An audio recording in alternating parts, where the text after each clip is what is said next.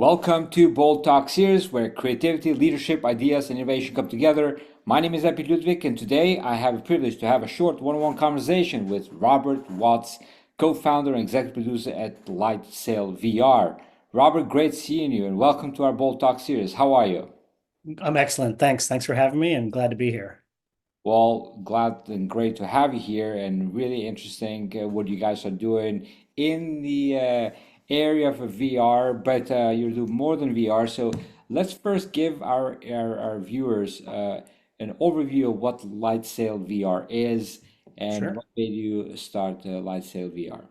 Yeah, so we're a full service commercial production company that specializes in immersive media. So we do 360 video, 180 video, game engine content in Unity and Unreal, and also virtual production and VFX. So we're essentially anything that's bleeding edge technology, we're interested in. My co-founder and I started LightSail VR back in 2015. We were both entertainment folks. We met in film school, and we were working in various parts of the entertainment. I was in at a transmedia management production company, repping content creators and working on reality. And at that time, I was also doing new media under one of my purviews. And I got one of the New York Times cardboards, and I saw Chris Milk's Walking New York piece. And the part that stuck out with me was the shot over Central Park in 360 when you were outside of the helicopter looking down, and it just blew me away. And I was like, this is a new medium. This is going to be here to stay. And at the time, then Facebook, now Meta, had bought Oculus. And so I said, okay, well, there's something happening here. So I called my current business partner, Matt, and I said, Matt, you're into technology, you're into cameras. Take a look at VR. Let me know what you think. So we researched heavily. We saw everything that was out there. And then Matt called me and he goes, hey, I'm really excited about this world, but there's no stories here. Everyone is just kind of taking cameras and doing tech demos. Like no one is taking the last 100 years of film and really putting the story from film into this medium. So I think we have a real opportunity to get in. So we got some cameras, we got some editing bays, and we just started doing testing, figuring out what worked, how you could tell a true narrative story. And our first project actually came through the door by accident. A friend of a friend called us and said, hey, I'm in a bit of a bind. I have this project due for Paramount Pictures. It's due in 3 weeks, and the company I hired is unable to do it. Can you guys come in and execute? I saw you have VR systems. I've been seeing you've been posting on Facebook. And so we said, sure. So we got a film crew together. Turns out it was for the latest release of Paranormal Activity. It was a marketing supplement. And we took a script written by the Paranormal Activity screenwriters and then did an in-universe original concept piece that basically took off where the screenplay ended and was used as a marketing. So we filmed that in one weekend. We put it out on social media and it went viral, had 10 million views on it, and really showed us that we could do a narrative-focused company focusing exclusively on VR. So from there, we went to do a lot of work for studios, brands, and agencies. The Googles of the world. We did a lot of early 180 content for Refinery 29 and Condé Nast, and now are doing a ton of work for Meta. And we produced the Red Rock series for them last year, as well as dabbling in all sorts of the pipeline from production, post-production, app distribution, and creative development. That's amazing. Now, Robert, tell me like how crowded this space is. Obviously up until we've seen Apple coming making that commitment with Vision Pro. Now there's Yeah, kind of like a more companies are jumping on board. But give us like an overview, like how crowded this space is right now in terms of sure. production and so on. I would say that there are probably a handful of companies operating on our level because we kind of pride ourselves on doing premium, highest end, 8K, 60 frames per second, narrative driven content. But there are, I would assume, hundreds of prosumers who are like we were in the early days, Mm. trying the technology, getting it wrong quick, seeing what works, what doesn't work. The issue at the moment is it's still early days, even though it's what are we, 5, 7, 10 years into this generation of VR. There's only, let's say, conservatively 30 million VR headsets out there. So there's not a large enough ecosystem of consumers who are hungry for content. It's getting there. I kind of compare it to the evolution of the iPhone. The iPhone now took 10 years for it to get where it is today, and it's ubiquitous. It's in everyone's homes. But the first iPhone was really only for the technology, Apple fanboys that were into it. And that's kind of where we are now. I think the ecosystem is, VR is a content delivery platform. And so consumers are going to use it exactly how they want to. Some people use it for gaming, some people use it for fitness, some people use it to watch content.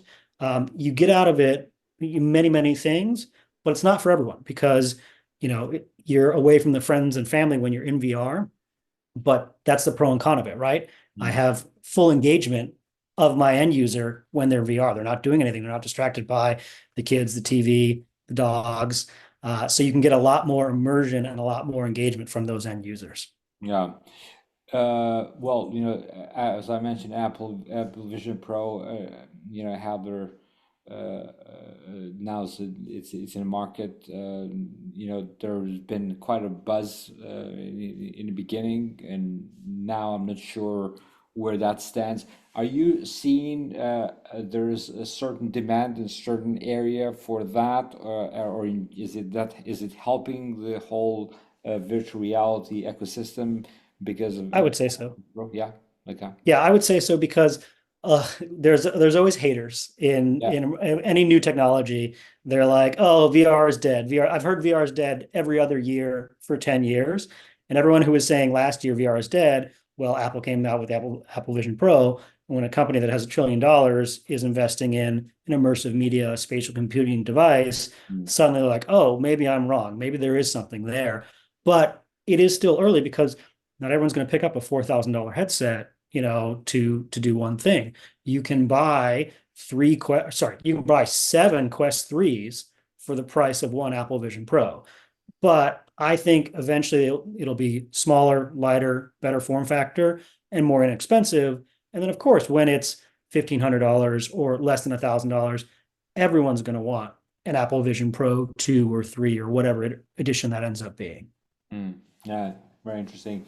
Now, going back to the technologies, what cutting edge Yeah. technologies are you currently exploring for your VR projects?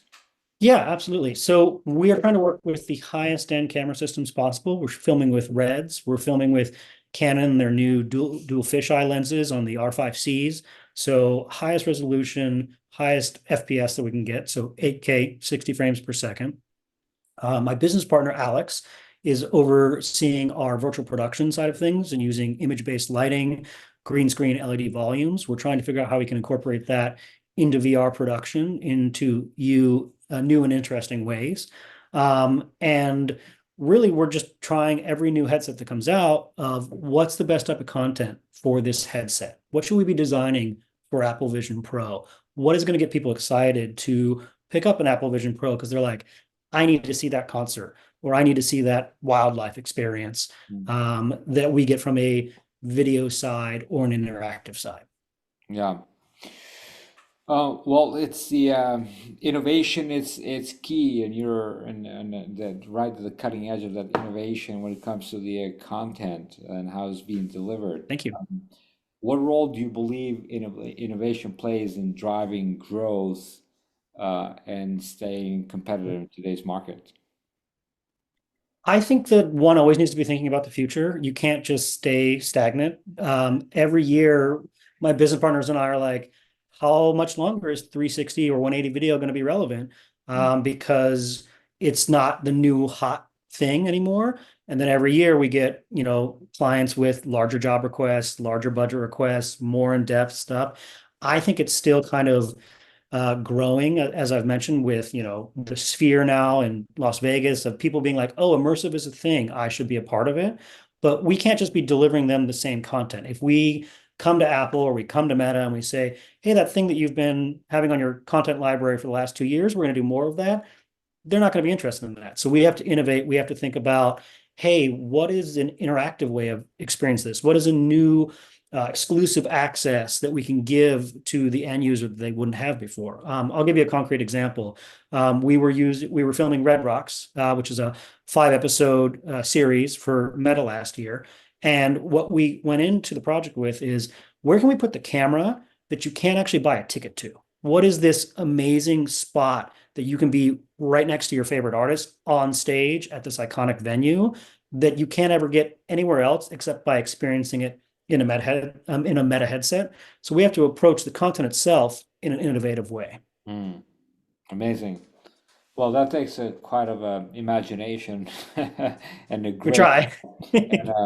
and a great team. How do you get your team motivated and think in such a way in an imagination way to make sure you're aligned to push forward and not just meet a client's expectation but go way and beyond to over deliver. We have a lot of brainstorming sessions, a lot of kind of stand-up meetings where we get everyone's opinion. It's a team sport Mm, to do content production, and so everyone's opinions are valid. And one of the main ethos we have at our company is care. Care about the work, care about what you're doing. Ask questions if you're unsure, and generate new ideas. Just go ahead and ask. Like someone pitched Sharknado once, and they made that into a movie. So there are no bad ideas. Like throw them all up and let's see what works and what doesn't. And if you care about the work will speak for itself. And that's really what's built our company is that every project we do, we care. What is the end user going to think of this? How do we make it better? How do we plus a creative that an agency has brought us or that a client has brought us or a distributor has brought us and say, hey, that's a great idea.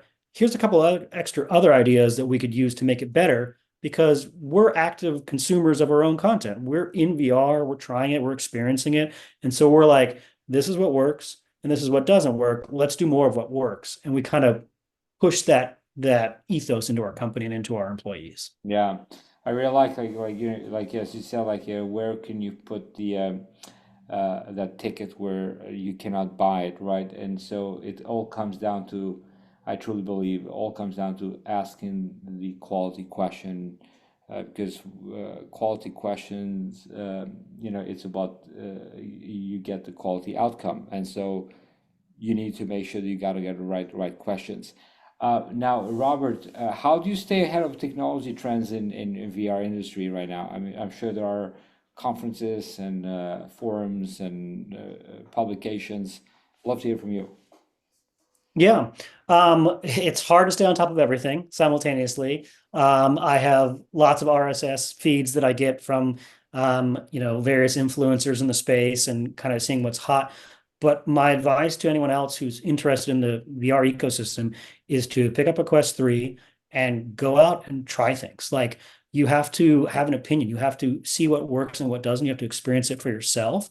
You have Mm, to get into VR and go to Horizon Worlds, go to the metaverse, watch concerts, and then say, hey, did I enjoy that? Did I not enjoy that? And experience for yourself and have an opinion. Because if you don't have an opinion and you're not actually doing the work inside of a headset, then your opinions aren't very valid. A lot of times we've had, clients or people who will watch the 2D version of a cut and they'll give us notes and we're like, hey, we appreciate these notes, but they're not notes in the headset in VR, so it's not applicable. It's an entirely different ecosystem. mm, So I would say try it. That's my main yeah, my main suggestion. yeah. You mentioned Quest 3, right? Yes, sir. Um, is there any other one that is more compatible, close to Quest 3, or you were talking about Quest 3 I Vision Pro? I like the Vision Pro. So my two are Apple Vision Pro and Quest 3. Yeah. I'll speak about the Quest 3 first. I like the Quest 3 because it's smaller, lighter, it's better resolution than the Quest Pro, Mm, it's more inexpensive than the Quest Pro.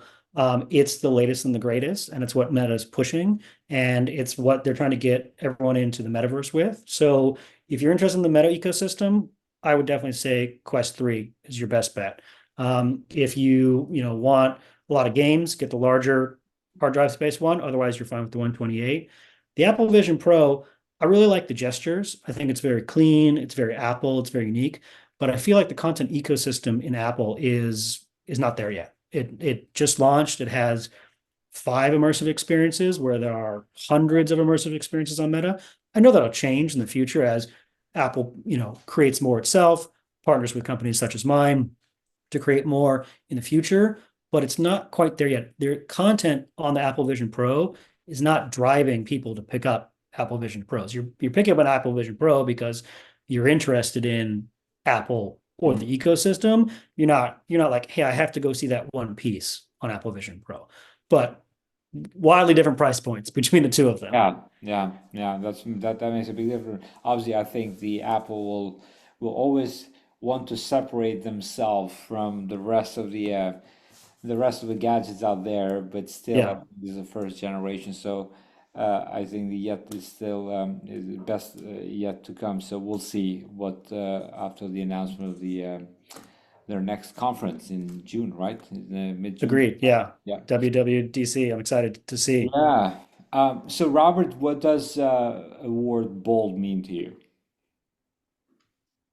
Bold to me means taking risks and getting it wrong quick. I mean, we wouldn't be where we are today without seeing what worked and what didn't work in our ecosystem and by trying things.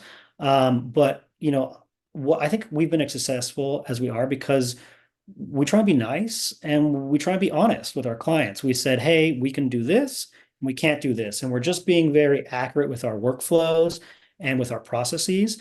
And the clients are going to find out if you do something wrong or you mess it up. And so you have to be bold in your action. You have to be bold in how you interact with them by taking that honesty and making sure you're easy to work with and that you, like I was mentioning earlier, that you care and you take pride in the work that you do because it's not an active thing, it's a passive thing, but it helps you overall and it's gotten us to the place where we are today. Yeah. Well, care is a very important, like, when the customer, client sees that you are truly caring for their success, it is what truly gets them interested and be part of it. Yeah, Thinking more like a long term. I always like to define levels of a relationship. I always define it by three T's. One is the transactional relationship, one is the transitional relationship, and one is a transformation relationship. Nothing's wrong with the transactional. It's just the fact of the matter that today, in the age of a collaboration, a lot of the people out there, a lot of the companies out there, they're looking for more a meaningful transitional or transformational relationship. So I truly congratulate you on all the great work that you're doing. thank you. Always be bold, Robert. Thank you for joining me in this Bold Talk series, and looking forward to seeing you again soon. Until next time, take care, be great, and be bold always. Thank you. Thanks for having me. Cheers.